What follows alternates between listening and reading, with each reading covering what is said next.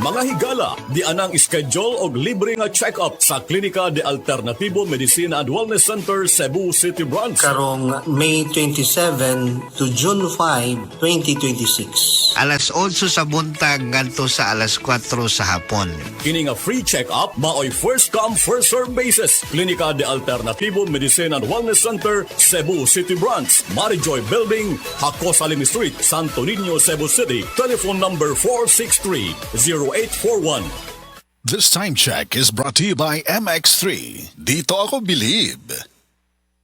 Said Health Report. Health Report. Nagpa-laboratory ko, akong sugar, 304. So, kanya nakainom ko aning Sig Panyawan coffee mix. Wala ko tag-us ka bulan. Sugar ko kusog, 117 na lang akong sugar. Kanira akong gi-maintain, Sig Panyawan coffee mix. Rosemary Kalumba, 61. Kalag-kalag, Ayongon, Negros Oriental.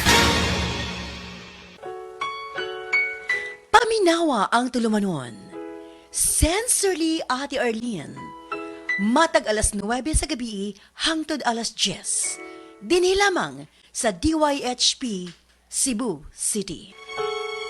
Life Extension Vitamin D3. Ako si Manuel Said, 57 years old. Pinalaboratory po ako. Then nalaman ko na meron akong diabetes. Nagpapasalamat kami kasi natulungan niya mister ko na bumaba yung sugar. Then gumaling yung sugat niya, as in naghilom na yung sugat niya. Nagkasakit siya na akala ko rin mawawala na siya. Kaya super pasalamat ko sa Life Extension. Vitamin D3. Thank you so much. Life Extension Vitamin D3. The science of a healthier life. This time check is brought to you by MX3. Dito ako believe. Higala, nakakape na ka? Kaya mo na ba ka nga nibalik na og available na sa mga butika ang imong paborito nga pinakauna nga kape nga na ay vitamin D3, reishi mushroom ug kaning mangosteen fruit extract? Kini ang Vita D Plus Coffee Mix, ang kape nga para sa ikamayong lawas nimo. Vita D Plus Coffee Mix, may kape na ka? Na ay vitamin D3 pa ka.